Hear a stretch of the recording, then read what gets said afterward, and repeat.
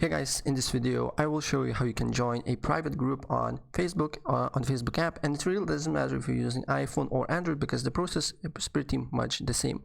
So basically, if you want to join a group on Facebook, press on search, that is on the top right, and then put a keyword that you want to join a group. So for example, I like TikTok, so maybe I want to join a group that talk about TikTok, right? So for example, TikTok, and then sort out by groups on the top.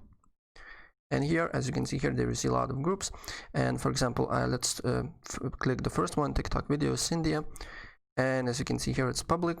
And what's the difference between private and public group is that on the public group, you will see the posts on that particular group. But if we go and you can join it, and as you can see here, you can answer a few questions. But on the private group, for example, let's select this one. This is public. This one, it's private.